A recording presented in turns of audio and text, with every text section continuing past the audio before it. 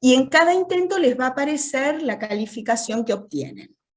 La calificación que cuenta es la más alta que logran, ¿sí? Entre todos los intentos que hacen, la que queda como opción es la que tiene más calificación. ¿Está? Y en el caso de los videos, porque esta es una actividad que usa otro recurso de PERCO, y aparece, como ven ahí, varios me han preguntado, que aparece un recuadro con un tilde, pero que si uno ubica el cursor sobre ese recuadro, la actividad no está completa. ¿Está? Bueno, no lo tengan en cuenta ese recuadro. ¿Está? Porque no puedo encontrar con qué característica de la diagramación de la actividad está relacionado. ¿Sí? De todos los que he revisado, que ya sea que tengan un intento, más de un intento, a lo mismo. Recuadrito con un tilde y dice no está completado. Sin embargo, aparece bien la calificación en cada uno de los intentos. ¿Está? Así que no lo tengan en cuenta a ese recuadro. ¿Sí? Ya en algún momento nos vamos a desasnar, a ver qué es lo que está pasando. Bueno, y recuerden que van a tener la realización de los videos hasta el 28 de octubre. ¿Sí? Así que vayan regulando, vayan tratando de mantener un orden. Si alguna semana les pasa algo que no se atrasan, se demoran, no hay problema, pero el 28 de octubre, 20 horas, ¿sí? Y ahí ya los que no pudieron hacer o llegaron a esta calificación, no van a tener posibilidad de recuperarlos. Recuperan estas actividades porque están abiertas, algunos prácticamente dos meses, todo agosto, todo septiembre, todo octubre. Así que vayan siguiendo a ver si tienen todo con la calificación requerida. Bueno, hasta acá estamos. ¿Alguna sobre la cuestión operativa? En la parte de calificaciones me aparece que dice, cuando entro me dice que no tengo intentos que mostrar. No importa si no está hecho. Claro, esa es en la modelo. En la unidad modelo armamos un video para que ustedes prueben y ya tengan un primer acercamiento con el recurso, ¿sí? Ese no hay problema de no hacerlo porque es para practicar, de la unidad modelo. Así que no hay problema. Igual es un video cortito, pero sin embargo desarrolla un laboratorio que está en la guía de Mostacia. Así que después si lo querés ver, ahí ya vas a resolver la retracción del coágulo. Y bueno, creo que es la unidad de practicar, lo que decía. Pero bueno, a mí no me aparecen los choice. No te aparecen los choice. A ver, no se puede entrar. Bien, ¿alguien más tuvo ese inconveniente que no ven los choice? Abran el micrófono si quieren. El teléfono y no los haya podido ver. Tipo, yo uso... Hola, profe, ¿cómo anda? Hola. Bueno, yo uso el celu y no me aparecen, tipo, no me dejan ni ponerle pausa, ni adelantarlo, ni retrocederlo, sino que me aparece el video solo y no me aparecen los choices en ningún lado. Tipo, no he podido hacer ninguno. ¿Alguien más ha tenido ese inconveniente? Hola, profe. Yo también tengo ese problema. Trato de ingresar al video con la compu y me sale la página en blanco. No sé si con la compu o qué, pero no puedo hacer ninguno tampoco. Bueno, cambiar el la PC o el dispositivo desde el que lo haces. Por ahí un día están en la facu, acérquense a la biblioteca, prueben hacer una compu de ahí, o prueben con si algún compañero les puede prestar la compu para probar a ver si de otro dispositivo lo pueden hacer, ¿sí? O lo pueden ver. Porque es una cuestión de memoria RAM que necesitan para reproducir el video, no son muy extensos, pero como además están editados, entonces a lo mejor el dispositivo por ahí no soporta la reproducción y el registro de las respuestas. ¿Sí? Entonces por ahí prueben a ver si pueden probar desde otro dispositivo, ¿sí? Y por ahí van a tener que organizarse, a lo mejor una vez por semana o cada 15 días, irse un momentito a la biblioteca y hacerlos desde ahí. ¿Sí?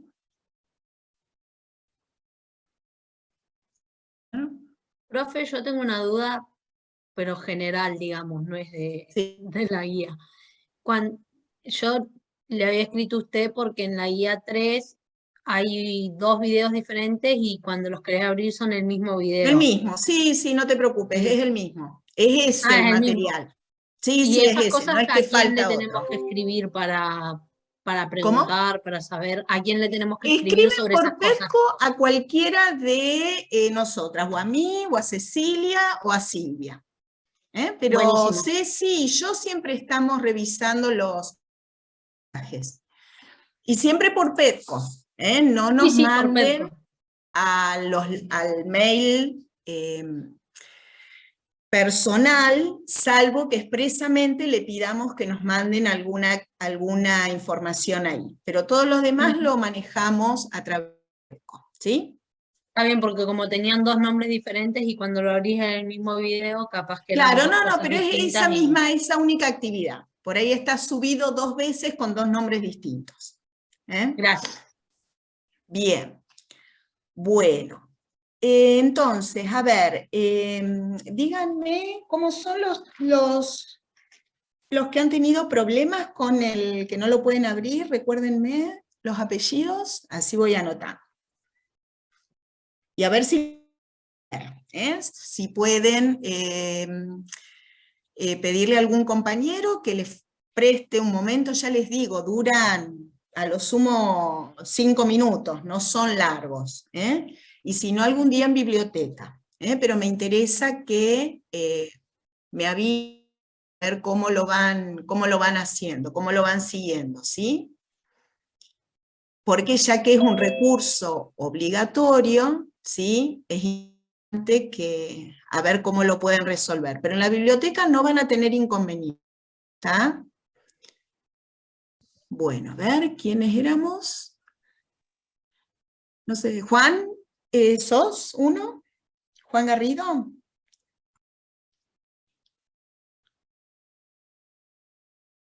Franco, Soberón. Y yo también, profe. ¿Quién más? Julián Casanovas. Julián. Bueno. Bien. Bueno, prueben en esta semana, si andan en la facu, alguna de esas opciones. Ya les digo, son poquitos, no duran mucho, y tendrían que tenerlos acreditados. Igualmente se comunican cualquier otro inconveniente, pero bueno, en la biblioteca no van a tener problema. ¿Está? ¿Alguno de los chicos es de la comisión 2, de los que no les funciona para ver el choice?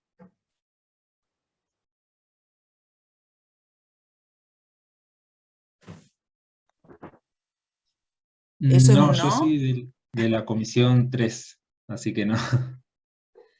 Y si no, porque también el mañana... día de la comisión, por ahí lleva alguna notebook y demás, y bueno, por ahí algún compañero, si se las presta un momentito, obviamente ingresan con su identificación, todo, porque si no, no queda acreditado a nombre de ustedes. Yo porque el celu me deja y se ven las preguntas, entonces si alguno lo necesitaba, mañana voy yo de 13 a 15 a la clase. Bien, perfecto. Bien, Carolina, para tener en cuenta. Y cualquier otro que pueda ofrecer una mano, ¿sí? A los compañeros, estaría bueno. Bueno, seguimos. Entonces, ahora sí, ya vamos al primer laboratorio, que es hemólisis. Esto también se denomina prueba de resistencia globular o de fragilidad globular. Bueno, y esto que acá es el comienzo de la guía de laboratorio. Entonces siempre tengan la mano la guía porque les orienta acerca de la secuencia de pasos en cada una de las pruebas. Y además de eso, figuran los objetivos de la actividad de laboratorio y figura el estudio, de dónde pueden leer para tener más información del tema. Luego vienen unos videos también iguales por si quieren refrescar algunos conceptos, y ya después vienen las actividades de laboratorio. Entonces, fíjense que con este laboratorio tenemos varios objetivos, como son aplicar el concepto de osmolalidad, presión osmótica, equilibrio osmótico y tonicidad en distintos compartimientos líquidos. Esto ya estuvieron viendo algo en la guía de autoestudio y con los ayudantes alumnos, ¿sí? Después, explicar los mecanismos de regulación del volumen celular ante cambios de tonicidad. Este tema, Ceci no lo va a dar en el teórico, sino que va a subir un apunte con los detalles de esta parte de regulación del volumen celular. Igualmente ahora, en el caso de este Power, les voy a dar un pantallazo. Y después, explicar la diferencia entre soluto penetrante y no penetrante y su efecto sobre la ósmosis, plantear hipótesis ante el problema presentado, construir tablas, interpretar resultados y gráficos. Damos todo el material para que podamos ir ejercitando estos procedimientos, como completar una tabla, como interpretar un gráfico, interpretar resultados, ¿sí? Y la idea es que lo puedan ir haciendo, y si les surge alguna dificultad, bueno, en los encuentros lo podemos ir resolviendo. Entonces, a ver, participantes a la espera, acá, no, estamos todos. Bueno, con respecto acá al objetivo 1,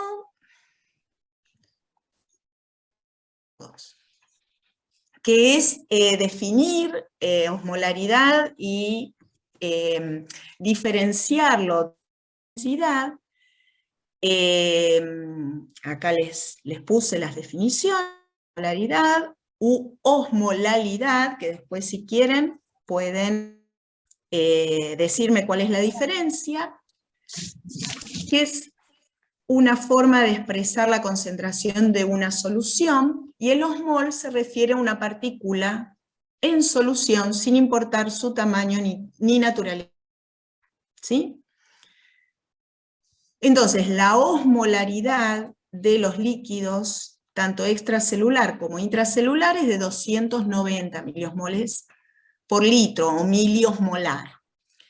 Sin embargo, la composición de esos líquidos es diferente. Y esto lo vieron con los ayudantes alumnos, y ahí les pongo otra tablita. Esta tablita es del boron, que es la bibliografía que menciona la guía a la que pueden recurrir. ¿Sí? Y entonces decimos que una solución es isoosmótica cuando su osmolaridad es de 290 miliosmolar. En el video figura esa opción, hay una pregunta, un choice que tiene esta pregunta, y en realidad define un rango, porque en fisiología siempre vamos a hablar los valores, cuando hablemos de valores normales, hablamos de rangos de normalidad. ¿Sí? Y ahí planteamos un rango de 280 a 300. Sí, ¿quién quería preguntar?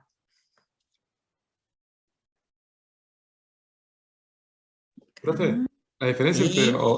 entre osmolaridad y osmolaridad era básicamente que una estaba basada en litros y en otra en kilogramos, ¿puede ser? Claro, en volumen de solución, litro, y otro es masa de solución, es decir, por kilo de solución. ¿Sí? Las soluciones, cuando son diluidas, muy diluidas, vos podés asumir que 1 kilo de solución es 1 litro. ¿Sí? Es decir, 1 litro de solución pesa 1 kilo si es una solución acuosa diluida. Ahora, cuando la solución es más densa, tiene mayor concentración, puede que pese más, es decir, 1 litro pese más que 1 kilo de agua. Esa es la diferencia. Pero nosotros nos vamos a referir siempre a osmolaridad, por volumen de solución. Por litro, por 100 mililitros, que sería gramo por ciento, por ejemplo. Que son las medidas de concentración que vamos a usar habitualmente. O osmolaridad o gramo por ciento. O gramo litro. Bien, ¿seguimos? Entonces, osmolaridad es una forma de expresar la concentración de una solución. Ahora, cuando hablamos de tonicidad, se refiere a la capacidad de una solución de modificar el volumen celular. ¿Sí? Entonces, para conocer la tonicidad de una solución, no solo es importante la osmolaridad, sino también el tipo de soluto. Y entonces vamos a decir que una solución es isotónica si no provoca modificación del volumen celular. Hipotónica si el volumen celular aumenta, e hipertónica si el volumen celular disminuye. ¿Sí? Entonces, cuando hablamos de la variable volumen celular y su relación con los compartimientos líquidos y con la composición de ese medio interno, ¿sí? Que es ese líquido intersticial, lo que nos interesa es la tonicidad de ese medio, ¿sí? Y en esa tonicidad tenemos que tener en cuenta la concentración, pero también de qué soluto estamos hablando, o cuál es el soluto principal que tiene esa solución. En el caso del líquido extracelular, que es la composición del líquido extracelular es la que nos va a dar la composición del medio interno, ese líquido extracelular está altamente regulado también en su composición, entonces no es que va a cambiar tan notoriamente como la experiencia de laboratorio que hacemos. Entonces, el laboratorio simplemente es para que ustedes puedan visualizar el de volumen en un tipo celular que es el glóbulo rojo, ¿sí? Y ahora después vamos a ver cómo eso lo relacionamos con lo que pasa normalmente en el organismo y la relación con el medio interno. Entonces, acá, ahí, si me escuchan, a ver si volvió. ¿Se escucha? Sí, profe. Bien. Bueno, cuando, me voy. Cuando uno tiene que hablar de tonicidad, inmediatamente hay que definir cuáles son los solutos no penetrantes y solutos penetrantes. Y esta definición de solutos penetrantes y no penetrantes, tiene que ver con las características de la membrana que separa ambos compartimientos, ¿sí? Esto da pie para que podamos empezar o a mencionar toda la variedad de canales, transportadores y bombas que se encuentran en la membrana plasmática de una célula típica, ¿sí? Acá les pongo otra vez 2 del boro. Son un montón de canales y transportadores a explicar los movimientos de solutos que hay a través de las membranas, ¿sí?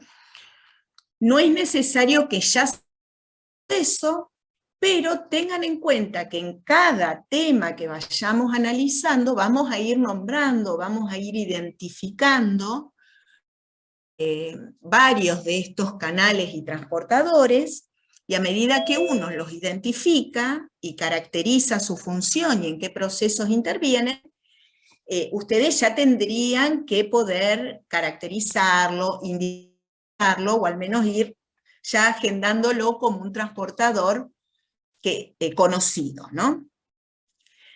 Entonces ustedes ven que hay un gran movimiento de iones a través de la membrana, iones y moléculas por ahí sin carga, como la glucosa o los aminoácidos.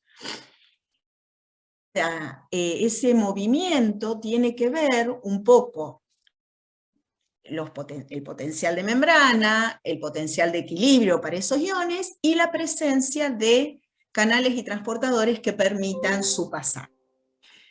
Entonces, cuando hablamos de solutos no penetrantes, decimos que son aquellos que no pueden atravesar la membrana que separa los compartimientos.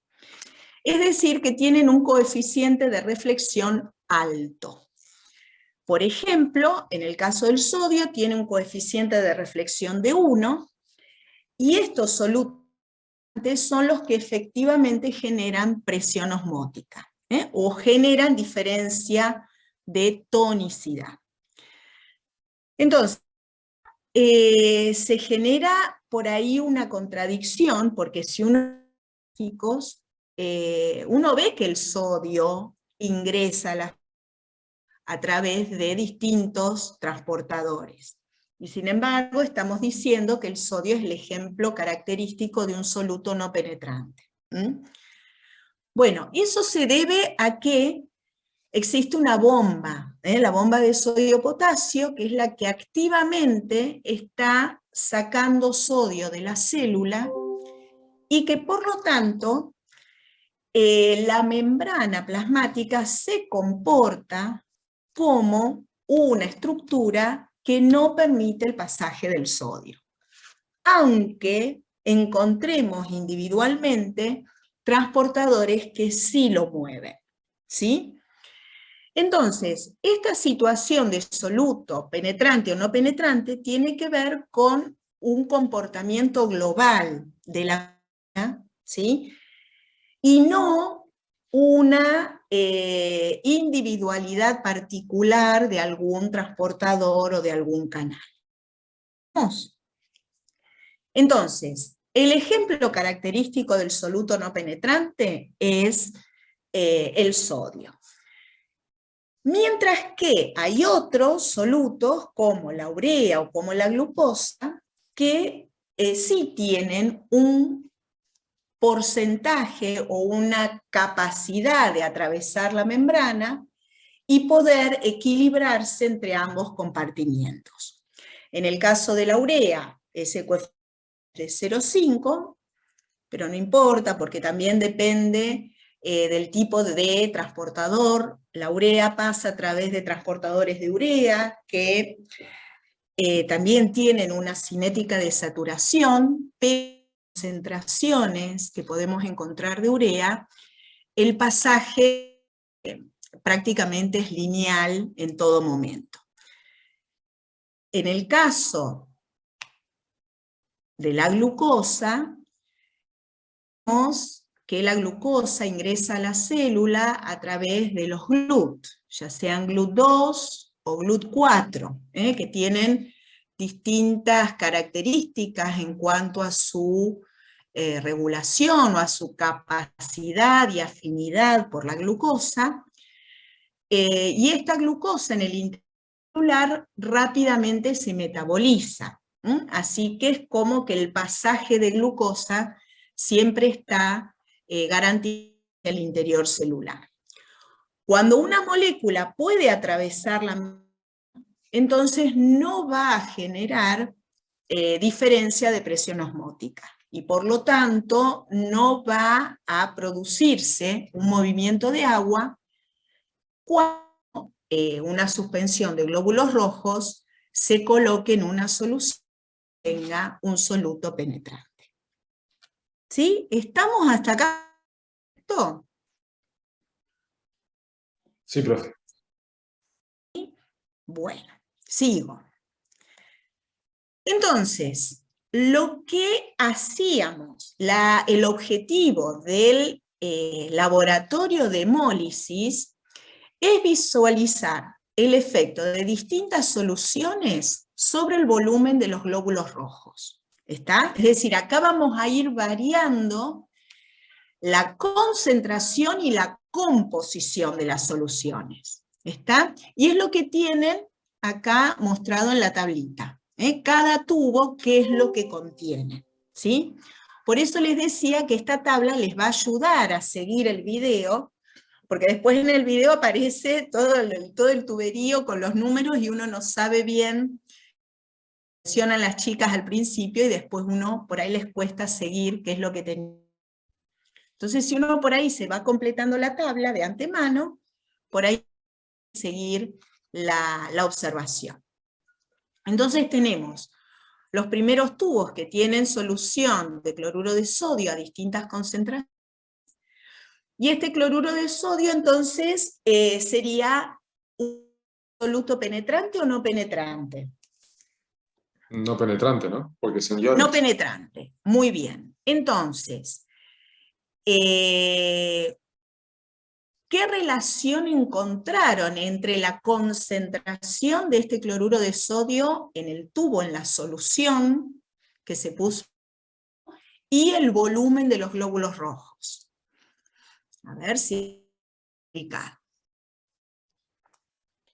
No es que a mayor concentración de cloruro de sodio en el medio, modifica la tonicidad, ¿sería? No, tonicidad, digamos, de las células, sería, ¿no? Es decir, a mayor concentración se vuelve hipertónica el medio, y por lo tanto achicharra la célula, ¿sería? Bien, bien. Al aumentar la concentración de cloruro de sodio, aumenta la tonicidad del medio, muy bien, y achicharra la célula. Bueno, ahí te faltaría un par de pasos para terminar de comprender por qué se achicharró la célula, ¿sí? Faltaría un par de pasos en esa secuencia para comprenderlo en forma completa. A ver, ¿algún otro que pueda agregar o ampliar esta explicación? Está bien el comienzo, está bien el final. A ver si podemos ampliar un poquito lo que pasa en el medio.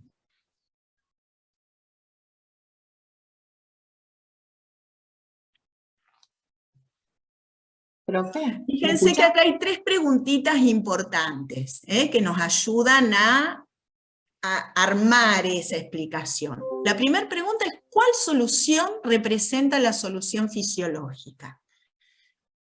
¿Y qué característica tiene esa solución fisiológica? Siempre hablamos de suero fisiológico, solución fisiológica. ¿Cuál de todas esas soluciones de cloruro de sodio es la solución fisiológica? El de 0,9%. Bien, la número 2, la de cloruro de sodio, 0,9%. ¿Y qué quiere decir que es la solución fisiológica? ¿O por qué decimos? Que no produce cambio en el volumen celular. Bien, entonces sería isotónica. ¿Sí? Bien. ¿Y qué osmolaridad tiene? 308. Bien, está cerca de 500 miliosmolar, que sería el límite superior a ese valor normal del líquido extracelular, ¿sí? Entonces, la solución fisiológica es una concentración de cloruro de sodio que se asemeja, aunque sea en la osmolaridad, al líquido extracelular. Y en esa solución, el glóbulo rojo no cambia su volumen. ¿Sí? ¿Estamos hasta ahí? Entonces, cuando, ¿sí?, el es no penetrante, ¿sí?, en ese la osmolaridad y la tonicidad van de la mano. Si aumenta la osmolaridad, va a aumentar la tonicidad. Si disminuye una, disminuye la otra. ¿Sí? Pero nuestro punto de partida, nuestra situación normal la estaría representando el tubo de cloruro de sodio 0,9%. ¿Sí? Porque es el que tendría la misma osmolaridad que el líquido extracelular. Y es la concentración en donde el glóbulo el volumen. Y entonces a partir de ahí podemos decir que si la solución de cloruro de sodio es de mayor concentración, aumenta la osmolaridad, ¿sí? Sería indistinto en este caso porque el soluto es penetrante. Y entonces ahí me falta un paso. ¿Qué es lo que se mueve cuando hay una diferencia de presión osmótica entre un compartimiento y el otro? Agua. Se mueve el agua, ¿sí? Y entonces ese movimiento de agua, en el caso de la solución 1, ¿de dónde a dónde se da?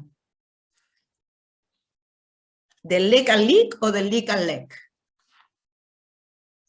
El líquido intracelular al extracelular. Muy bien, del intracelular, que es el que mantiene todavía los 300 miliosmolar, al extracelular, que ahora subió como a 500 miliosmolar, ¿sí? A 512 miliosmolar. Se movió el agua, porque el soluto no penetrante no puede entrar. ¿Está bien? Entonces, faltó ese pasito, que hay una salida de agua por diferencia osmótica. Y esa salida de agua del glóbulo rojo determina que su volumen, ¿qué le pasa al volumen? Disminuya. Disminuya. Disminuye el volumen del glóbulo rojo. Si se achicharra o no, si se crena o no, yo no lo puedo ver en el tubo. ¿Sí? En el tubo voy a ver el tamaño del botón, luego de la centrifugación. Pero si se achicharra o si quedó crenado, solo lo voy a ver al microscopio. Entonces simplemente decimos que disminuye su volumen. ¿Está? Profe, si se crena no hay... Ah, no, nada. Iba a preguntar si había liberación de cosas, pero no, porque es que se mantienen los componentes dentro de la célula. No. Perfecto. Simplemente salió agua, ¿sí? Y disminuyó el volumen. No se rompió la membrana celular. O sea que en ninguno que haya sobrenadante rojo podemos decir que hay crenación.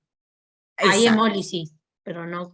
Claro, pero la hemólisis se da por el fenómeno opuesto. Se da por un por la entrada de agua. aumento del volumen del glóbulo rojo, no por una disminución.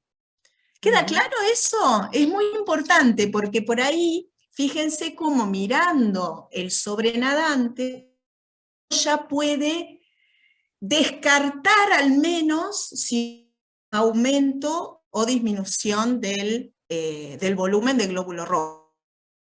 Si veo un sobrenadante hemolizado, aunque sea la conclusión es inmediata. El volumen de los glóbulos rojos, ¿qué pasó? Aumentó. Aumentó.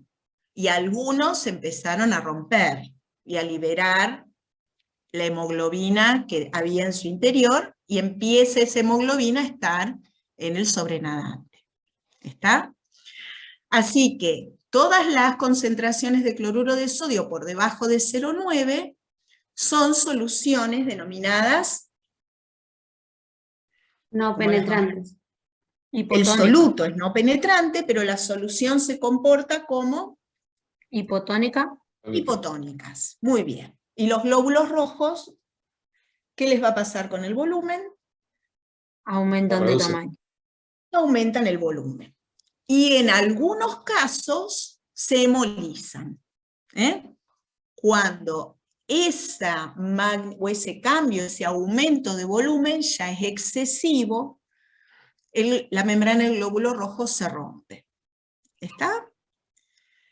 Y ahora vamos a ver que eso no ocurre en todas las células. Ocurre solo por ahí en los glóbulos rojos. Pero es interesante el modelo de los glóbulos rojos, permiten ver fácilmente el efecto sobre el volumen de una dada solución. ¿Sí? Profe, el de cloruro de sodio al 0,2% no es hipertónico. No, hipo. Lo calculé re mal entonces. Sí, a ver, esta creo que da 60 y algo. 600 le puse yo. No, 60, es 62, 63 miliosmolar. Bien bajito es. ¿Mm? Profe, Fíjate que va en orden decreciente.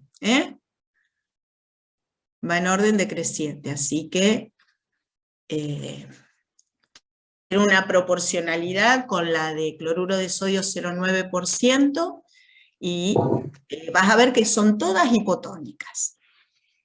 Sí. A ver, ¿quién preguntaba? yo, entonces, porque al principio de la explicación del ejercicio entendí que habían dicho que 1, 2, 3 y 4 y 5 eran todas soluciones no penetrantes. No, no es así, ¿no? Es No, 3, no, 4 son y el 5. soluto. El soluto, es perdón, el penetrante soluto. o no penetrante, que es la molécula. ¿Sí? Bien. La solución es la mezcla del soluto en un dado volumen. Bueno, Entonces ya tenés que hablar de una concentración. Y una concentración la podés expresar como miliosmoles por litro, miliosmolar, o la podés expresar como isotónica o hipotónica de acuerdo a lo que le pasa al volumen de la célula. ¿Sí? pero en este caso, el soluto, en esos casos, ¿cómo se comporta? ¿Distinto? Uno, por ejemplo, el que está por encima de la solución, La 1, la solución 1. sí, la El 1. soluto es el mismo, Sí. que es no penetrante. Sí, siempre es no penetrante. en Siempre este es no caso. penetrante. El tema es que cuando le cambiás la concentración, ¿sí? Estás cambiando también la osmolaridad. Efectivamente va a cambiar la tonicidad también. Porque, por ejemplo, la solución esta de 0,5, la de 0,2, tienen una osmolaridad menor a 300. Entonces eso ya define a la solución como hipoosmótica, porque tiene menor osmolaridad que la fisiológica. ¿Sí? Y como el soluto es el mismo, y es un soluto no penetrante, puedo decir también que es hipotónica, porque yo sé que ese es el único soluto que me va a generar diferencia de presión osmótica. ¿Está? En el caso en que el soluto sea no penetrante, la osmolaridad y la tonicidad van en la misma dirección. Si es hiposmótica, es hipotónica también. El tema está en qué palabra usar, ¿sí? Si vos querés concentrarte en la solución propiamente dicha, usás osmolaridad. Y si te querés concentrar en el efecto efecto que genera esa solución sobre el volumen de la célula, hablas de tonicidad. ¿Sí? Bien, gracias, profe. Hay que practicarlo, ¿sí? Hay que por ahí usarlo, y fíjense que en el video, no acá en la tabla, pero en el video había un ejemplo de una solución que tenía cloruro de sodio y urea. ¿Sí? Entonces, al tener dos solutos, la osmolaridad iba a ser la suma de los osmoles aportados por uno y por otro. Pero la Profe, tengo una tonicidad... consulta. Sí. Yo no sé cómo calcular la osmolaridad. ¿Hay una fórmula específica? Y eso lo vieron ya en otras materias, ¿sí? Porque la osmolaridad, el osmol, la molaridad, tenés que partir primero de molaridad. Eso lo vieron en química, creo.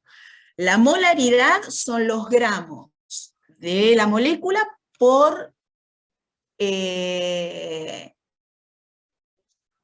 perdón, son los la molaridad son los por gramo. Los gramos de molécula por mol, perdón, gramo por mol. Por ejemplo, para el caso del cloruro de sodio, acá lo tenemos. El cloruro de sodio tiene un peso molecular de 58 gramos. ¿Sí? 58 gramos por mol. ¿Sí? Entonces, una solución que sea 1 molar va a tener 58 gramos por litro. ¿Está? Tenés que transformar gramos en mol. Y ese mol está definido por el peso molecular de la molécula. ¿Está? ¿Hasta ahí va? Hola. Sí, profe. Y después, la osmolaridad, como dijimos al principio, la osmolaridad tiene que ver con la cantidad de partículas en solución. Entonces, ahí tenés que tener en cuenta si la molécula en solución se disocia o no se disocia. En el caso del cloruro de sodio, como es una sal, se disocia completamente. Entonces, por cada mol de cloruro de sodio, en solución vas a tener 2 osmoles. Entonces, primero tenés que a este 1,5% lo tenés que pasar a molar. Y ese molar después lo tenés que multiplicar por 2 para conocer la osmolaridad. ¿Sí? Así que bueno, por eso la tabla es importante para que puedan ejercitar esos cálculos. ¿Sí? Nosotros no nos podemos detener en eso ahora. Pero fíjense que es importante que puedan relacionar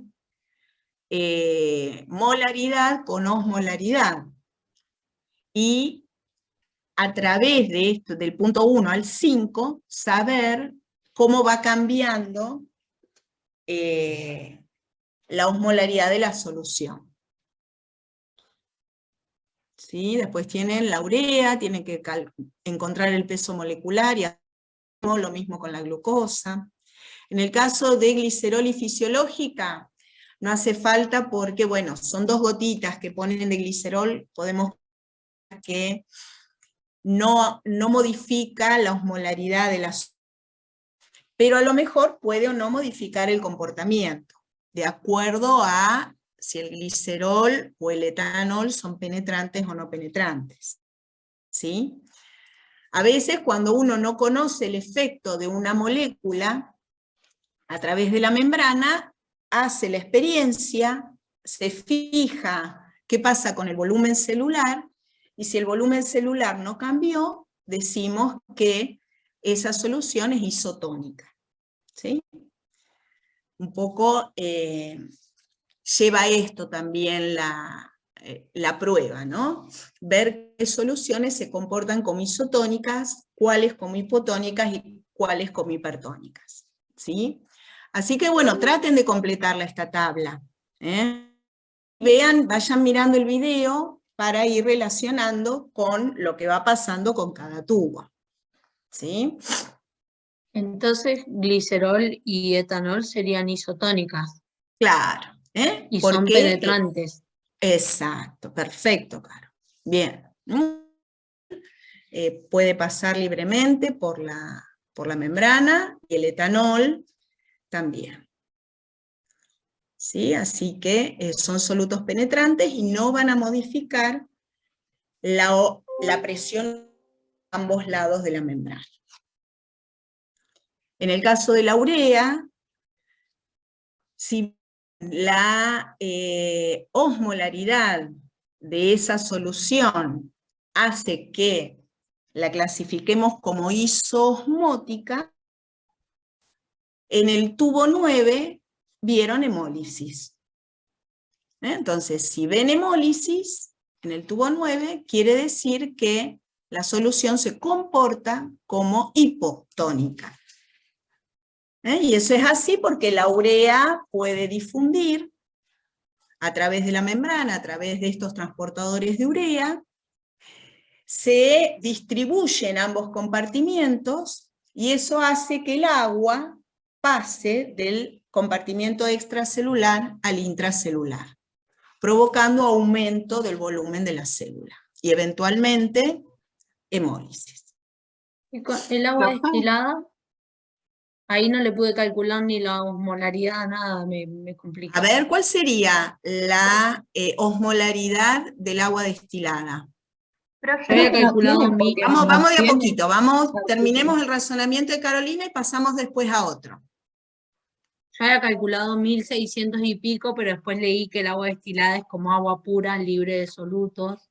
Y entonces, si es agua pura, libre de solutos, ¿qué concentración de solutos tiene? Cero. No tiene. Cero. Esa es la osmolaridad, cero. Es la máxima hipotonicidad que podemos encontrar. Y es penetrante, ¿o no? No tiene solutos. Es agua Nada. nada más. No hay solutos, es agua sola. Así que va a entrar, hasta que adentro de la célula tengas osmolaridad cero. Obviamente con el agua destilada se rompieron todos los glóbulos rojos. La hemólisis fue del 100%. Y no quedó ningún botón en el sedimento. Profe, ¿le puedo hacer Sí. una consulta? Dale. En el 9 usted había dicho que con urea al 1,8% había hemólisis, pero Sí. según tipo el video, o capaz yo lo realicé mal, no sé, el resto de los compañeros, decía que no había hemólisis y que por eso presentaba el botón hemático y de mayor tamaño, digamos. No, con urea no. No, ese es con glucosa. Con glucosa el 20% es pero con urea es hipotónico, lo que pasa que no es una hemólisis completa. Entonces tenés hemólisis, pero tenés también un pequeño botón hemático. Profe, Vuelvan con a glucosa mirar. al 20, ¿cómo dijo que se cortó justo? ¿Glucosa al 20? La glucosa al sí es hipertónica. No va a haber hemólisis y el botón es más pequeño. Gracias. Vuélvanlo a ¿En ese mirar caso? cuando les quedan dudas, ¿sí? Dale, Claro, a ver. porque... perdón. Dale. Claro, porque en las imágenes había 2 tubitos con 9, claro, entonces eso también me llevó a que... Dos tubitos con 9, no Claro, me sí. digan. Bueno. En las imágenes, pero no, ahí estoy leyendo bien. Esa era, la duda no. ¿Sí? ¿Lo pudiste corroborar? Sí, porque en la foto B dice tubo 6, 7, 8, 9, y bueno, en el 9 se observa que hay, digamos, un botón, y no hay sobrenadante rojo, ¿no? Lo cual nos indicaría que no hubo hemólisis, y en cambio en la otra foto también, ese otro tubo 9 sí presenta hemólisis parcial y también era de la urea, entonces por eso tenía duda, digamos, cuál de los dos tomaba, Claro, pero no, sí, es ese hemólisis y un pequeño botón hemático. Es decir, hay bien, una hemólisis perfecto. parcial. Bueno, gracias, muchas gracias. Bueno. Bueno, ¿está más o menos? A mí, profe, me quedó la Cosa de duda. 5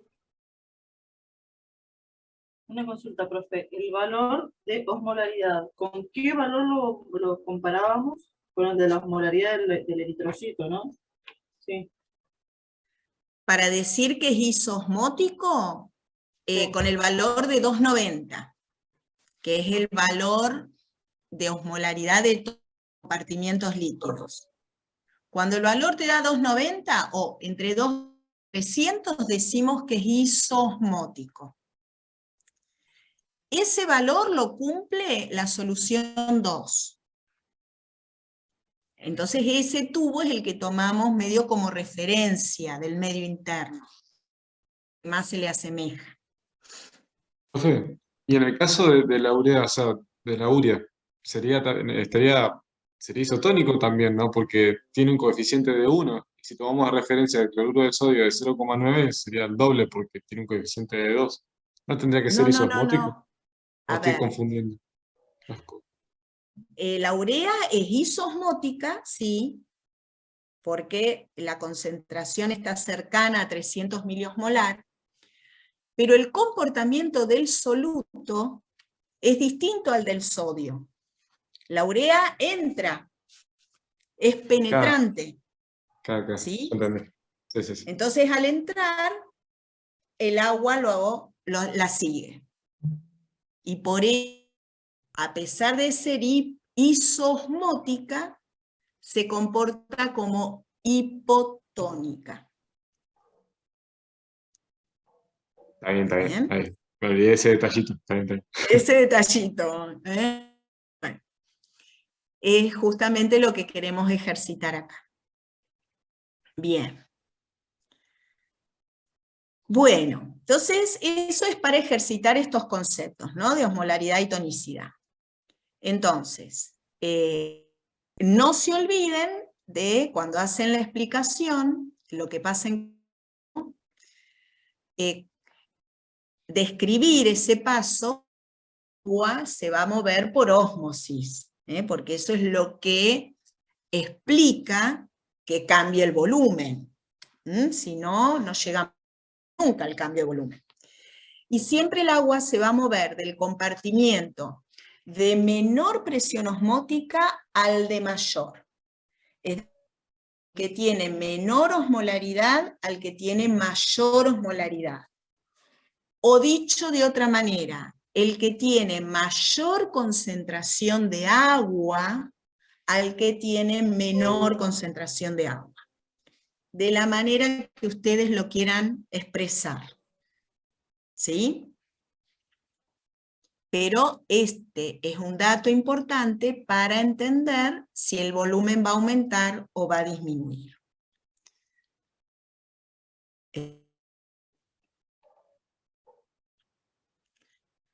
Bien, esta prueba que hicimos acá, cada tubo tenía una solución con composición diferente, ¿sí? Y eso nos permitió visualizar el efecto de las distintas soluciones sobre el volumen de glóbulos rojos. Ahora, cuando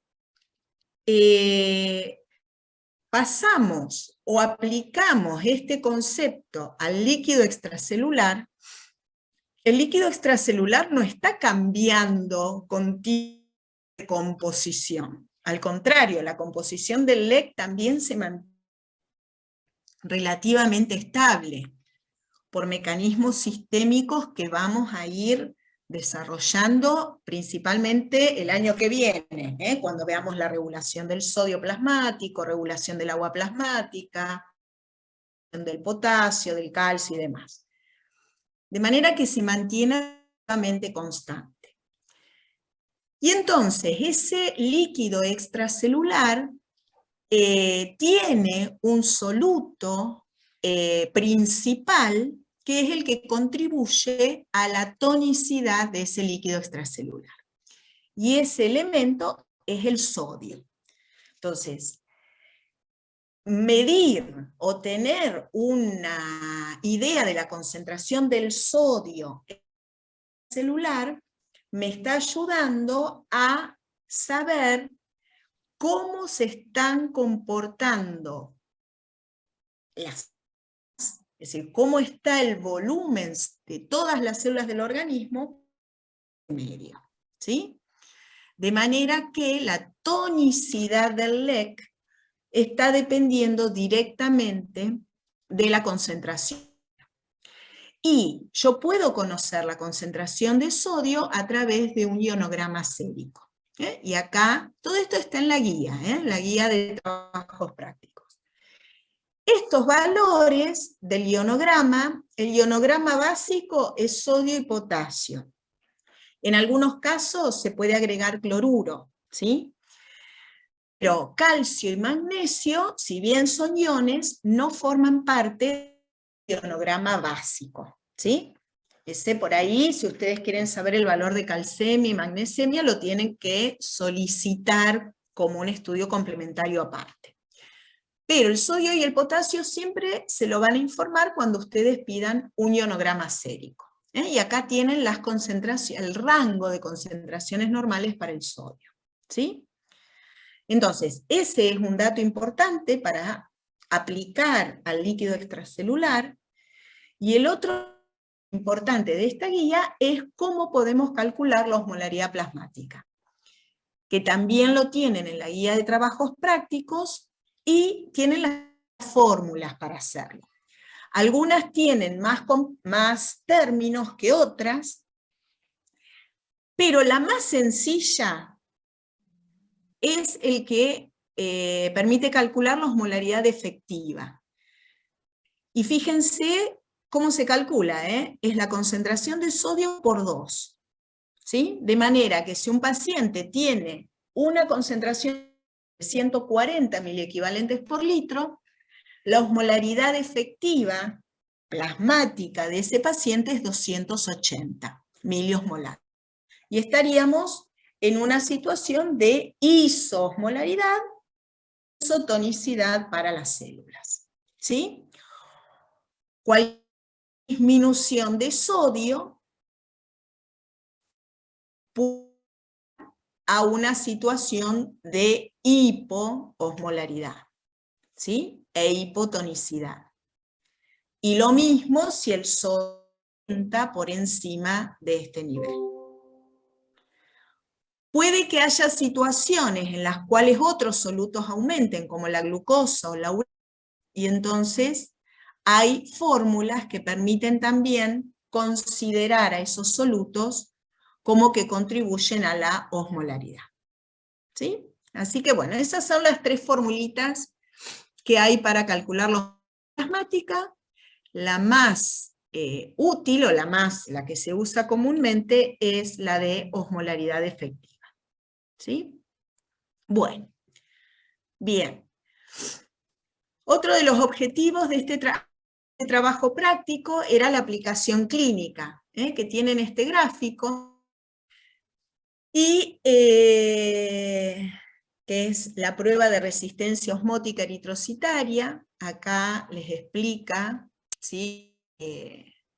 Lo que produce, o el dato que permite conocer, que es la capacidad del glóbulo rojo de incorporar cierta cantidad de agua antes de su lisis.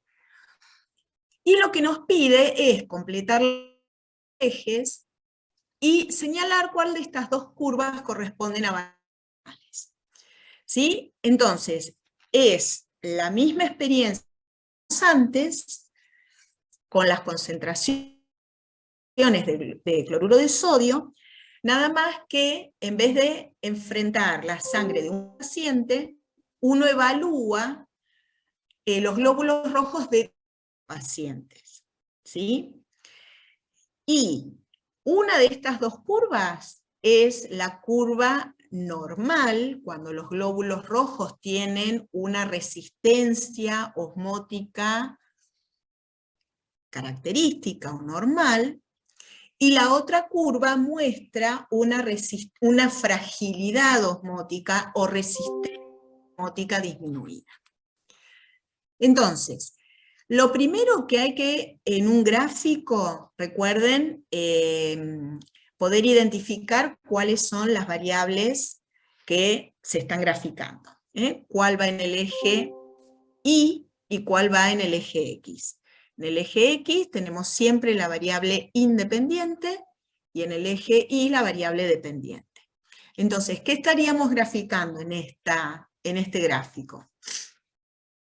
¿Sería el porcentaje de hemólisis con el porcentaje de cloruro de sodio? ¿Dónde está el porcentaje de cloruro de sodio? En el eje X. En el eje X, perfecto. Y fíjense que son los mismos valores que teníamos en la tabla. El 0,9 de la fisiológica, el 0,7, el 0,5, después pasamos al 0,2 y el 0 sería el agua destilada, ¿sí? Y en el eje Y, el porcentaje de hemólisis o la del sobrenadante, donde fíjense que el 100% de hemólisis la vamos a tener con el agua destilada. Y fíjense esto, que fue lo que ustedes probaron o lo que vieron en el video, que a una concentración de 0,9 los glóbulos rojos no se hemolizan, a una concentración de tampoco vieron hemólisis, a una concentración de 0,5 por ahí, a lo mejor empieza a tener un pequeño tintado, y ya con una concentración de 0,2 ya hay una hemólisis importante. Entonces, ¿cuál de estas dos curvas corresponde a glóbulos rojos normales? Es lo que pregunta acá. ¿La azul? La azul. Y la verde, entonces, serían glóbulos rojos que, fíjense, estarían hemolizando a concentraciones mayores de cloruro de sodio que los glóbulos rojos normales, ¿sí? Es decir, que tienen una resistencia osmótica disminuida o una fragilidad aumentada, porque resisten menos entrada de agua antes de romperse. ¿Y con qué va a tener que ver esa resistencia globular? ¿Con qué componentes celulares del glóbulo rojo? ¿Tiene que ver con las características de la membrana? De la membrana. Perfecto, lo que han visto también en bioquímica, en química, en biología, ¿sí? ¿Y con de la esa forma? membrana. ¿Cómo? Con la forma también, Claro, bicóncavo.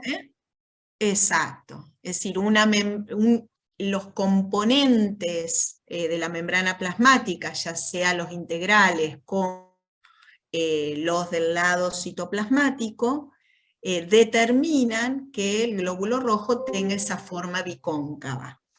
Cuando alguna proteínas tiene alteraciones genéticas, esas interacciones verticales u horizontales, y determinan anormales o distintas al disco bicóncavo. Cualquiera de estas formas distintas va a presentar una resistencia globular disminuida, ¿sí?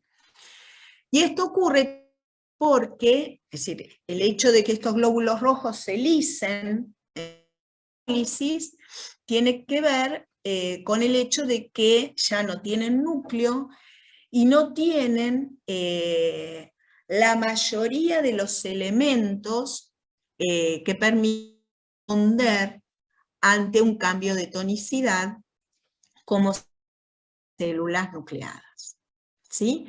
Entonces, el otro tema que veíamos acá era la regulación activa del volumen, que esto, les repito, después les sube un apunte con todos los detalles de esta regulación del volumen celular, Pero fíjense, este también está obtenido del boron y tienen un ejemplo también en el video.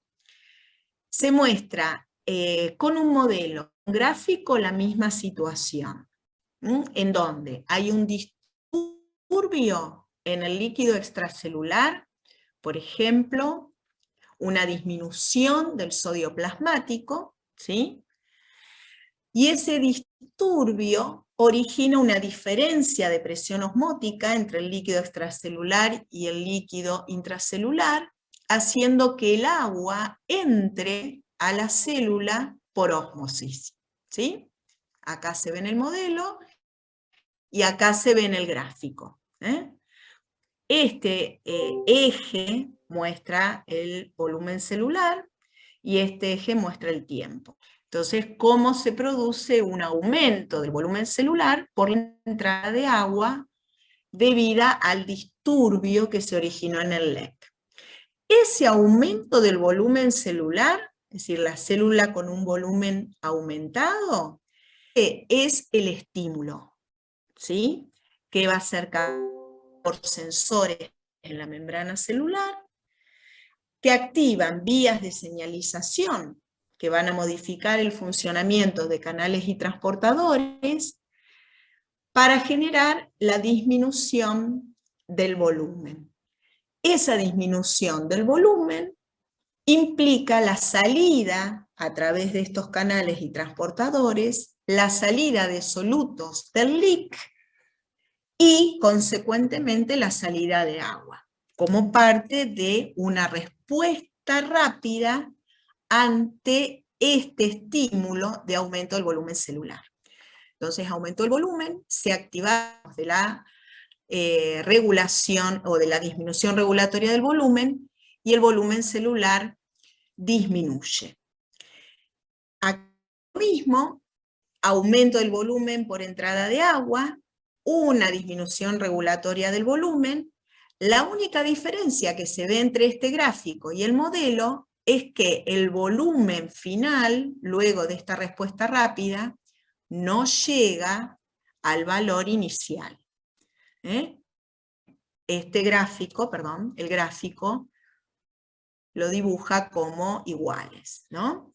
Pero bueno, pone 100% acá y en realidad, mientras el medio se mantenga hipotónico, el volumen celular va a estar un poquito más aumentado que el volumen inicial. Para volver a este volumen inicial, las condiciones del medio extracelular tienen que volver a ser las anteriores. Es decir, esta osmolaridad del LEC, este disturbio, debería desaparecer. ¿Sí? Pero bueno, en el apunte después van a estar todos los mecanismos, cuáles son los canales, cuáles son los transportadores, cuáles son las proteínas que sensan este volumen celular y cómo activan a estos canales y transportadores que salgan solutos, como la respuesta rápida, y después también se agrega una respuesta cuando esto permanece en el tiempo. Así que eso lo tienen después para leer. Mañana Ceci les va a subir el apunte. Sí. ¿Los glóbulos rojos tienen los mecanismos no para lo tienen la parte de respuesta rápida? Nada, tampoco. no tienen nada de esto, por eso se rompen. Por eso, ni siquiera los de respuesta rápida. Nada, nada tienen. Es una bolsa el glóbulo rojo, ¿sí? Resiste, resiste, y resiste por el hecho de que tiene esa volumen-superficie, esa forma bicóncava, en donde un exceso de membrana, ¿sí? Y eso le permite poder recibir un cierto volumen de agua sin estirarse un poco, sin romperse. Entonces, de disco bicóncavo pasa a esferocito, y ya después, si sigue recibiendo más agua, ese esferocito se termina rompiendo. Uno de estos mecanismos. ¿Está? Bien, bueno, ese fue el primer trabajo práctico. Y ahora pasamos a los otros dos laboratorios, el de tiempo de sangría y el de tiempo de la aceleración y retardo de la coagulación. Bueno, estos tienen un poquito más de teoría, ¿sí? Yo se las puse acá, se las presento, yo este Power se lo subo a la parte de material para que lo puedan ver, y también tienen idea de dónde leer el tema, ¿sí? Bueno, el tiempo de sangría es una de las pruebas que evalúa la hemostasia, específicamente la hemostasia primaria. Fíjense que pasamos de hablar de homeostasis celular, en el caso del volumen celular, a hemostasia. Y la hemostasia ya implica la conjunción de varios tipos celulares. Entonces vamos a estar hablando, este es un ejemplo, interacciones que aseguran la homeostasis tisular, ¿sí? De un tejido. Bueno, tenemos el conjunto de fenómenos físicos, bioquímicos que mantienen a la sangre fluida, impiden su pérdida luego de una injuria y contribuyen a la reparación del... Y entonces acá lo que les decía, participa el endotelio vascular, plaquetas y factores plasmáticos. Así que ahora ya estamos hablando de tejidos, ¿sí? Y de una homeostasis local. Bueno, este es un esquema de los componentes endoteliales y plaquetarios que aseguran que la sangre se mantenga fluida. Es decir, que la sangre no coagula cuando no hay una injuria, ya sea tisular o una ruptura de este endotelio. Entonces, tenemos que las células endoteliales producen este inhibidor del factor tisular, expresan antitrombina 3, y esta antitrombina 3 inactiva la trombina. Esta antitrombina 3 también es un inhibidor que circula en plasma. Tiene una trombomodulina, que esta trombomodulina lo que hace es activar a la proteína C en proteína C activada, y esta proteína C activada inactiva los factores activado y 5 activado, de manera que inhibe la coagulación. Esta otra ATPasa, DPasa, hidroliza el ATP o el ADP. Esto es importante porque el ADP es señal de activación plaquetaria, así que esto está asegurando que las plaquetas no se activen. También el endotelio sintetiza óxido nítrico a través de la óxido nítrico sintasa, lo que previene la adhesión y la activación plaquetaria. Y también producen factor von Willebrand, que es liberado hacia el subendotelio, ¿sí? Entonces, cuando hablamos de hemostasia, de acuerdo a la visión clásica, consideramos una hemostasia primaria y una secundaria. La primaria formada está por estos procesos de vasoconstricción, adhesión, secreción plaquetaria y agregación plaquetaria. Y en la hemostasia primaria, los procesos de coagulación, reparación del tejido y fibrinólisis. Entonces, fíjense que con el tiempo de sangría, uno lo que está es específicamente la hemostasia primaria, es decir, estos procesos en donde están íntimamente implicadas las plaquetas. Bueno, cuando hablamos del fundamento fisiológico, es poder entender o poder explicar cómo ocurre este proceso. Entonces acá tienen un esquema bastante indicativo de lo que ocurre con las plaquetas, ¿sí? Acá está un poco la descripción, que las plaquetas tienen diversos receptores de adhesión. Acá está la especificidad de cada uno de esos receptores. Y esos receptores se van a unir al factor von Willebrand o al colágeno una vez que se haya roto la integridad de la superficie endotelial, y esa unión de proteínas, al factor von Willebrand o al colágeno, determina que esas plaquetas se activen. La activación implica un cambio de forma de la plaqueta, secreción de los gránulos alfa y los gránulos densos, y la exposición de otra glicoproteína, que es la 2B3A, que es la fibrinógeno. Con esa expresión de la glicoproteína 2B3A y la formación de puentes entre plaquetas activadas, ¿sí? Teniendo el fibrinógeno en el medio, se está produciendo el proceso de agregación plaquetaria, ¿sí? Que es el que describimos en el recuadro de acá de la derecha. Luego de esa adhesión, ya sea por colágeno, por von Willebrand o por otros factores, se expone esta glicoproteína 2B3A y la secreción de los gránulos que tienen ADP, hay secreción de tromboxano, hay secreción de más fibrinógeno. Los agregados de plaquetas se forman a través de puentes de fibrinógeno y hay liberación de serotonina, liberación de ADP, de tromboxano A2, esta respuesta plaquetaria.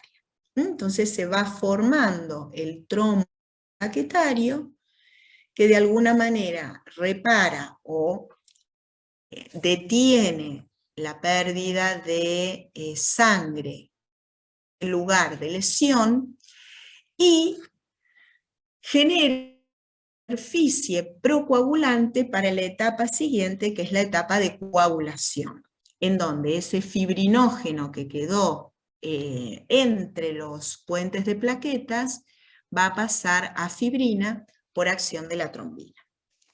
¿Sí? Entonces, en el caso del tiempo de sangría, solamente estamos evaluando esta primera etapa, que es la formación de este trombo.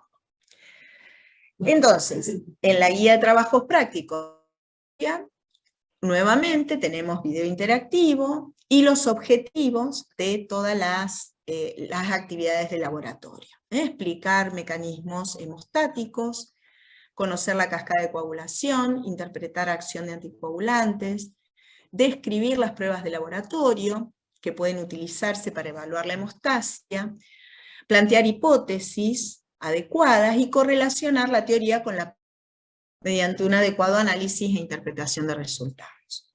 Aquí tienen un del Bessy Taylor por si quieren ampliar la información, pero en el caso entonces del tiempo de sangría, si uno les pide el fundamento es lo que vimos en la diapo anterior, ¿sí? Es todo esto, este es el fundamento fisiológico de la prueba.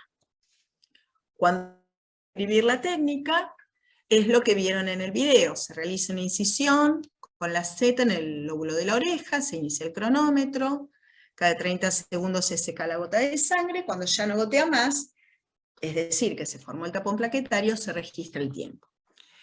Y luego son importantes el valor de referencia, de 1 a 4 minutos, la utilidad clínica, que esta prueba me permite evaluar los procesos de adhesión, secreción y agregación plaquetaria, y la interpretación de resultados y generación de hipótesis, que estos tenían un ejemplo ahí en el video, en donde, ¿qué puede estar ocurriendo si un paciente presenta un tiempo de sangrado mayor a 4 minutos?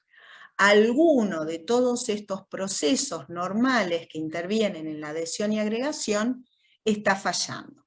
Y entonces ahí uno empieza a generar hipótesis de cuáles pueden ser las causas. Por ejemplo, cantidad de plaquetas, que no son suficientes para formar ese tapón o formación de más plaquetas circulantes, la presencia de un factor von Willebrand defectuoso que no permita ese primer paso de adhesión plaquetaria, o una secreción adecuada de tromboxano A2, que es un importante agregante plaquetario, y que este tromboxano A2 es por las ciclooxigenasas, Y sabemos que algunos fármacos de uso común, como la aspirina, inhiben esa oxigenasa, de manera que el tiempo de formación de ese tapón plaquetario puede estar prolongado. La prueba es muy sencilla, ¿sí? Es muy fácil, sin embargo, fíjense que hubo bastante descripción teórica, y en las 2 o 3 preguntitas que pusimos en el video, por ahí a lo mejor elegir alguna opción, se quedaban con una sola y a lo mejor eran más por ejemplo, las señales o las moléculas del subendotelio que permitían, por ejemplo, la activación plaquetaria. Así que hay que ir entre la teoría y el método y la técnica para tratar de integrar y poder interpretar el resultado y eventualmente generar una hipótesis cuando el valor de la prueba da por fuera. Bien, ¿quedó clara esta prueba? ¿Le fue bien con el video? Sí, hola, profe, yo por ahí Sí. me costó al principio, pero tuve como que indagar más acerca de cuáles eran los anticoagulantes y por qué ejercían esa acción. Por ejemplo, la cascada de coagulación, o en determinados factores, como que ir Bien. relacionando lo del video, o sea, las soluciones que usaban con y ver en qué parte de la cascada de coagulación se afectaba. Por ejemplo, si se afectaba, no sé, la trombina, se inhibe la formación de protombina, trombina, y eso después con el tribinógeno y todo eso de la cascada de coagulación. Entonces, por ahí ver un poco los nombres específicos del video y qué es lo que están usando, y entender por qué se da ese resultado, por qué no coagula, por qué coagula. Por ahí indagar un poquito más en eso, como que sirvió para entender. Bien, entonces lo que hiciste ahí fue ampliar el marco teórico, ¿sí? Porque el marco teórico era necesario para que uno pudiera comprender y explicar un fenómeno experimental, ¿sí? Así que buenísimo, bueno, con eso ya van manejando los temas de hemostasia, ¿sí? Bien. Después la guía propone otras pruebas, como la prueba del lazo, el tiempo de coagulación de sangre, reacción del coágulo, que no están en video interactivo propiamente dicho. Sin embargo, esta pruebita de retracción del coágulo, que el video son 30 segundos o 1 minuto, es esa que está. Prueben hacer un video interactivo en el módulo de prueba, ¿sí? Así que si lo quieren ver de ahí, está muy, muy sencillo. El tiempo de coagulación de sangre incorporado en la prueba de aceleración y retardo, que es la que tenían el video interactivo. Y la única que queda por ahí sin hacer interacción, pero que tienen el video en PEDCO, en la unidad temática 2, es la prueba del lazo. Y entonces acá tendrían que ver el video y tratar de hacer esta descripción que hicimos para el tiempo de sangría en cuanto al fundamento fisiológico, descripción de la técnica, valor normal, utilidad clínica, resultados, para ese método, ¿sí? Y acá se basa en petequias. Entonces, bueno, como decía la compañera, también indagar qué son las petequias, por qué se producen y cómo con el desarrollo de esta prueba uno está evaluando la fragilidad del endotelio, por un lado, y la capacidad de las plaquetas de generar rápidamente un tapón plaquetario para evitar la extravasación y la formación de petequias, ¿sí? Y esa es una ejercitación que pueden hacer para complementar la parte de hemostasia. De hemostasia primaria, esta prueba del lazo. Y ya el tiempo de coagulación y la retracción del coágulo nos meten en la hemostasia secundaria, en donde ve básicamente el proceso de coagulación de la sangre, que era también uno de los objetivos, conocer las cascadas de la vía de coagulación. Este es uno de los tantos diagramas que pueden encontrar con las vías, la vía extrínseca, la vía intrínseca, de activación de los factores de coagulación. Y en realidad, lo que más me interesa es la diapositiva siguiente. Vamos por parte. Acá, entender que también estas plaquetas que se activaron, de alguna forma van a ayudar a que se produzca este proceso de coagulación, porque esas plaquetas están aportando fosfolípidos que son necesarios para la activación de varios de los factores. Estos factores plasmáticos que son producidos por el hígado y que circulan en forma inactiva, se van activando realmente sobre esa superficie plaquetaria, provocando al final de la vía la transformación de ese fibrinógeno en fibrina, y dándole una mayor estabilidad a ese trombo. Las plaquetas tienen sitios de unión para fibrinógeno-fibrina y así la estructura consolida ese tapón plaquetario que ahora pasa a llamarse coágulo o tapón. Y clásicamente se describen la cascada de la coagulación con estas dos vías. Una intrínseca que se activa, que se inicia con la exposición del plasma a cargas negativas, como puede ser el colágeno. En el caso in vitro es el vidrio del tubo de ensayo, y eso determina la activación del factor 12 a 12 activado, el cual activa al factor 11 a 11 activado, y así secuencialmente. La vía extrínseca, por otro lado, se activa con la presencia del factor tisular. Y este factor tisular activa al factor 7, a factor 7 activado, y este factor 7 activado, junto a calcio y fosfolípidos, va a activar al factor 10, es decir, va a activar al tronco común. Entonces tenemos dos caminos para iniciar la coagulación, vía intrínseca o vía extrínseca, una vía común donde confluyen ambas vías, y esa vía que involucra al factor 10, activado a factor 10 activado, luego actúa sobre la protrombina para generar trombina. Entonces la vía común es la vía que permite generar la trombina a partir de la protrombina, y es esta trombina el elemento clave de la coagulación, ya que ella es la que convierte el fibrinógeno en fibrina. Y la mayoría de las etapas requieren de calcio y de fosfolípidos, ¿sí? Así que esta es una descripción muy estructurada, necesaria para conocer cómo se van activando secuencialmente los factores, pero que en realidad no ocurre de esta manera in vivo, ¿sí? La explicación in vivo tiene más que ver con esta teoría celular de la coagulación y los conceptos de iniciación, amplificación y propagación, determinando que cada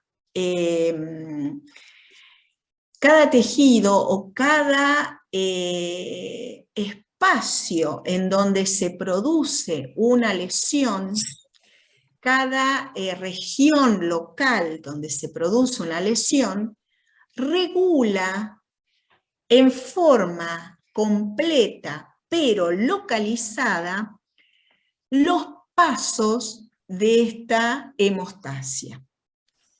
De manera que esa iniciación, y esto ahí se los explico un poquito más acá, esa iniciación tiene que ver con la exposición del factor tisular, que es una glicoproteína que se expresa en estas células endoteliales activadas por el daño, por la lesión, pero también puede expresarse en monocitos, por ejemplo, ante una respuesta de citoquinas, de manera que acá hay un nexo entre hemostasia y inflamación, y ese factor tisular es el que se une al factor 7 para activarlo a factor 7 activado, ¿sí? Y este complejo rápidamente activa la vía común, generándose una pequeña cantidad de trombina. Esta vía, fíjense que es cortita, es la vía extrínseca, generación de trombina por vía extrínseca, genera poca cantidad de trombina porque rápidamente el inhibidor del factor tisular, que también está producido por las células endoteliales, rápidamente inactiva este primer paso, ¿sí? De manera que luego esta trombina puede ser amplificada exclusivamente por la vía intrínseca, con activación del factor, del factor 11 al 11 activado, pero también con activación del factor 8, en conjunción con el factor 9, ¿sí? Serían los dos caminos por los cuales la trombina amplifica su producción. Y esta amplificación implica mayor activación plaquetaria, mayor liberación de fibrinógeno y exposición de esta glicoproteína, que es la que me permite hacer los puentes, y mayor superficie de fosfolípidos para que ocurra finalmente no solo el tapón plaquetario, sino también el tapón hemostático.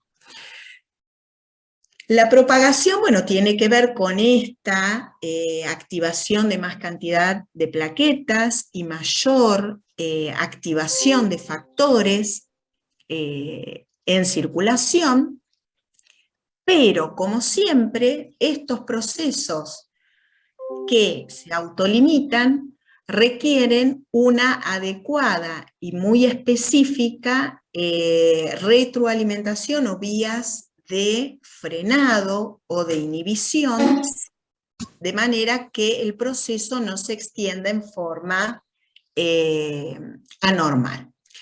Entonces, tenemos a la trombina como molécula central del proceso de coagulación.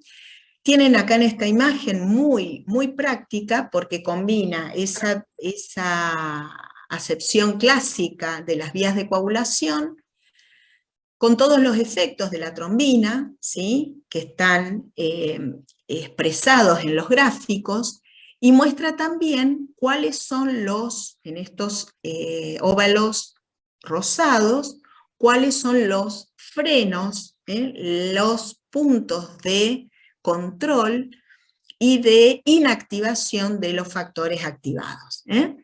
El inhibidor del factor tisular, que ya lo habíamos visto, la antitrombina, que es la principal proteasa que frena la acción de la trombina, y esta antitrombina 3 tiene la característica de aumentar su velocidad en presencia de paransulfato, que sería la heparina. Entonces, este es el mecanismo anticoagulante que tiene la heparina, unirse a la antitrombina 3 y aumentar su velocidad de, enzimática, ¿no? De inactivación de la trombina. Y el otro inhibidor importante que tenemos es la proteína C activada. Recuerdan que se activaba por esa trombomodulina que está en la membrana de las células endoteliales, y esa proteína C activada inhibe al factor 5 activado e inhibe también al factor 8. Entonces son varios puntos, varias moléculas distintas que van a ir controlando que el proceso no quede activado en forma permanente. Bueno, y otros inhibidores de la coagulación se los nombramos ahí. Entonces, en la prueba que hacemos, la prueba de aceleración y retardo del tiempo de coagulación, evaluamos un tiempo de coagulación normal, que va a corresponder al tubo 1, que es el que va incubado a 37 grados, y luego distintas condiciones, ya sea de temperatura o de sustancias en el tubo en donde va la sangre entera, para ver qué efectos tienen sobre ese tiempo de coagulación normal, que de alguna manera está reflejando cómo se fueron activando esos factores plasmáticos de coagulación. Y entonces, van a tener que la temperatura afecta la velocidad de las reacciones enzimáticas, y vieron que cuando el tubo se incuba a baja temperatura, el tiempo de coagulación se prolonga. Y si es incubado a una temperatura mayor, el tiempo de coagulación se hace más corto. Porque son reacciones enzimáticas que dependen de la temperatura de reacción. Otra molécula es el calcio. Vimos que el calcio es esencial para la activación de los factores, de manera que el secuestro por sustancias quelantes como el citrato y el hepta hacen que la sangre no coagule. Y efectivamente los tubos que tenían citrato y hepta no coagularon en ningún momento. Y por otro lado, si al tubo le agrego cloruro de calcio, esa mayor disponibilidad de calcio va a acelerar la coagulación. La heparina, otro anticoagulante fisiológico, vimos cuál es su mecanismo de acción, así que el tubo que tenía heparina tampoco coagula. Y después tenían un tubo con dicumarol, que ese tubo sí coaguló, aunque uno hubiera esperado que no coagulara. Sin embargo, tengan en cuenta que este derivado de las cumarinas ejerce su efecto interfiriendo con la síntesis hepática de los factores de coagulación. De manera que yo no lo voy a ver el efecto in vitro. Tengo que sacarle sangre a un paciente que haya consumido el dicumarol, esperar unos días que haga efecto sobre la síntesis hepática de factores, y recién ahí voy a ver que el plasma de ese paciente no tiene la cantidad suficiente de factores como para tener una coagulación normal. ¿Sí? Así que bueno, estos son los fundamentos de las distintas moléculas que se probaron durante la prueba de aceleración y retardo. Y después la aplicación bioquímica de esto que estuvimos viendo es un estudio que se pide de rutina y se denomina coagulograma completo. En este coagulograma ven que el parámetro bioquímico relacionado con la hemostasia es la cantidad de plaquetas. Después se aprecian pruebas de laboratorio in vivo e in vitro para evaluar el proceso de hemostasia. Hay muchos métodos que varían en fundamento y sensibilidad, y lo que tiene el coagulograma completo es la hemostasia, evalúa la hemostasia primaria a través del tiempo de sangría, que esta es una prueba in vivo, la tenemos que hacer con el paciente ahí, ¿sí? En el lóbulo de la oreja. Se evalúa también la vía extrínseca de la coagulación con el tiempo de protrombina, la vía intrínseca con el APTT o KPTT, y el tiempo de coagulación de sangre entera, que en realidad es la prueba que se muestra en el video, que es poco sensible, y que en realidad es reemplazada por estos otros dos métodos que miden ambas vías, uno la intrínseca y otro la extrínseca, porque tienen mucha mayor sensibilidad. Si uno analiza los resultados de este paciente, el tiempo de coagulación fue de 8 minutos para este valor de referencia, el de sangría 2, los segundos para el TP y el porcentaje están dentro del rango de referencia, para el KPTT lo mismo, y la cantidad de plaquetas es normal. Por lo tanto, podemos decir que se trata de un coagulograma normal. Y con este coagulograma básico puedo evaluar en forma global las etapas de hemostasia primaria y coagulación. Cualquier alteración en alguna de estas pruebas determinará que el médico solicite unas pruebas más específicas o más sensibles para evaluar el déficit específico de alguno de los factores o de alguno de los inhibidores. Bien, bueno, y con esto creo que ya está. Bien, llegamos al final. Uy, a ver, ahí. Bien, bueno, ese fue un poco entonces el fundamento por ahí teórico de las pruebitas que vimos en el laboratorio. Y un poco es lo que le vamos a pedir cuando necesitemos que nos expliquen cómo ocurren esos procesos, y cómo es que se relaciona la parte operativa o procedimental con lo que está ocurriendo en realidad en el organismo. Si es exactamente lo mismo, si uno lo está haciendo in vitro, cómo simula esas condiciones que ocurren en el organismo entero, ¿sí? Y cómo interpretar los resultados y qué hipótesis hacer cuando algo está fuera de rango, ¿sí? Sí, Agustín, a ver. Sí, quería consultar a qué nivel de profundidad debemos saber, qué sé yo, todos los factores inhibitorios, promovedores de, no sé, la trombina, a ese nivel, o es más el proceso que debemos entender. Sí, el proceso tiene distintos niveles de complejidad, ¿sí? Anda de a poco, ¿sí? Por ahí lo que está presentado en el Power de hoy, con que sepas estos inhibidores que son los más importantes es suficiente, pero por lo menos esos 3 o 4 inhibidores de la trombina los tenés que conocer, ¿sí? Lo mismo que la vía, la cascada de coagulación, fíjense que es un objetivo del laboratorio, por eso le digo, fíjense los objetivos, que les pedimos. Que puedan describir el proceso hemostático, es decir, que puedan describir la adhesión, que puedan describir la agregación, y que puedan describir la coagulación, que puedan describir o puedan mencionar los principales anticoagulantes y cómo funcionan, ¿sí? En qué lugar están actuando.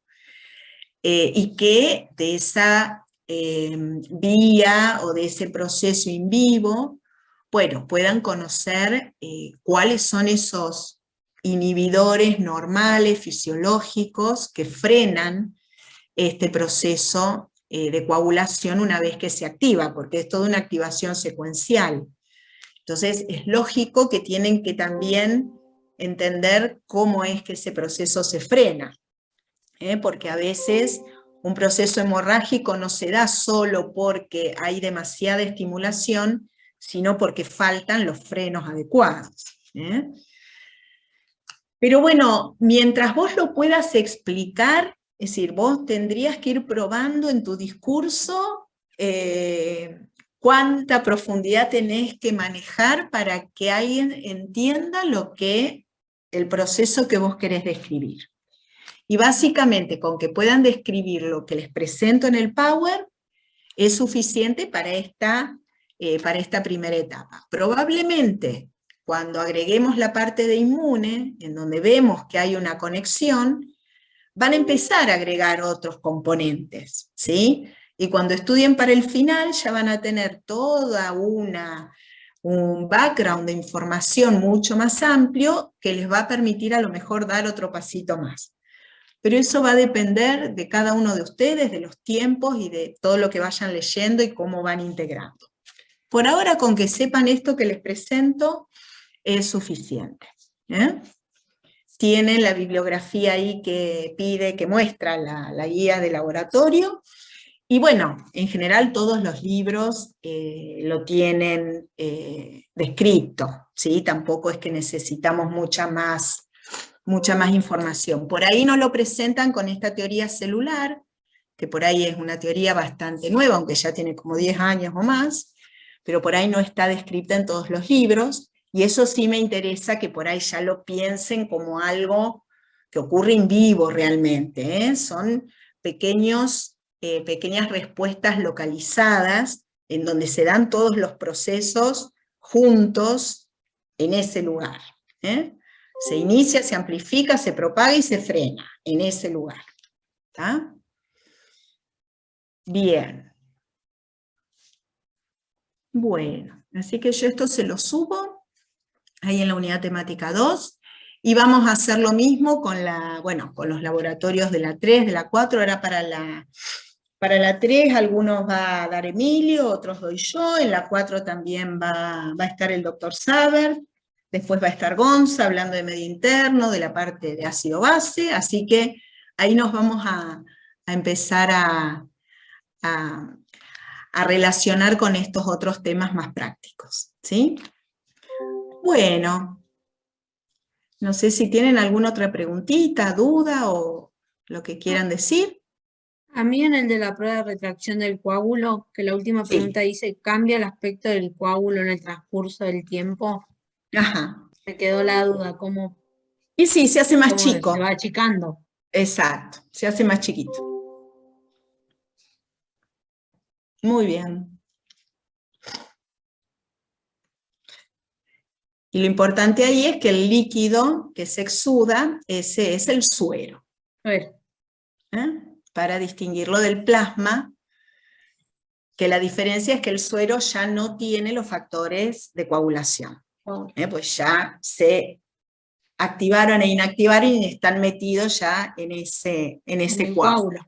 Exacto. Así que no tenemos fibrinógeno básicamente, que es el cuantitativamente más importante, y ninguno de los otros.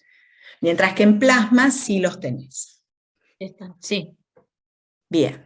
Esa es la diferencia entre suero y plasma. Me queda la duda cuando dice vía intrínseca o vía extrínseca. Sí. ¿De qué depende que se active una y no se active la otra? De la señal que aparece. Entonces, la vía intrínseca se activa por la presencia de colágeno, y se activa el factor 12. ¿Está bien? Mientras que la vía extrínseca es por el factor tisular y se activa el factor 7. Empiezan de lugares distintos. Pero, ¿sí? Por ejemplo, que se active por el colágeno significa que hubo una herida. Hubo algo interno. Si hay una exposición de colágeno, probablemente ese colágeno que está expuesto ahora al plasma active al factor 12, y ya empieces a activar la vía intrínseca. Pero simultáneamente esa lesión expuso también factor tisular y va a activar la vía extrínseca también, que es mucho más rápida, porque tiene 2 pasos nomás para llegar al factor común. Se activan los 2 pasos. Entonces, en cualquier lesión se van a activar siempre las 2 vías, la intrínseca y la extrínseca. Se va bien esa conclusión, bien ahí. Siempre se van a activar las 2 vías. Profesora, y en realidad... Dale. Hay veces que en los análisis de sangre se mide el TTPK y el TP, que uno es de una vía y el otro es de la vía contraria. Bien. Porque a veces solamente se altera uno solo. Bien, porque yo in vitro, en el tubo de ensayo, puedo poner solamente los factores que van a activar una sola vía, y no poner los otros. Entonces, me aseguro de que mido una parte nada más. ¿Sí? Mientras que, por ejemplo, en el caso del TP, que voy a medir la vía extrínseca, pongo un reactivo que me permite activar solamente el factor 7 y no se activa la intrínseca. Y si vos te fijas los valores normales, el valor normal para el TP, que es el de la vía extrínseca, son 10-12 segundos. Mientras que para el KPTT, que es el que mide la intrínseca, se va a 30 segundos. Más lento. Y eso tiene un poco que ver con la cantidad de pasos que se necesitan para llegar a ese tronco común. Y después tenés un montón de otras pruebas que van empezando o van midiendo partecitas de la cascada, ¿sí? Como el tiempo de recalcificación parcial, el tiempo de trombina, ¿sí? Miden pedacitos de esa cascada. Y en esas pruebas, para entender esas pruebas, sí me sirve ese modelo clásico de vía extrínseca y vía intrínseca, porque puedo ir siguiendo bien y puedo ir agregando pruebas para detectar a ver dónde es que está el problema de coagulación. Pero con un coagulograma completo normal, me quedo tranquila de que la vía extrínseca funciona correctamente, la vía intrínseca también, la cantidad de plaquetas es adecuada y el tiempo de sangría normal. Y tengo un panorama bastante completo de todo el proceso hemostático. ¿Sí? Bien, muy bien. Sí, miren, si tienen análisis de suyos, ténganlos siempre a mano porque vamos a usar mucho los resultados de laboratorio. Así que está muy bien que puedan hacer esa interpretación. Bien, bien, Ana. Romina. Bueno, genial. Bueno, sí, tiene mucha teoría este tema, pero bueno, agárrenlo despacio, con tiempo. ¿Sí?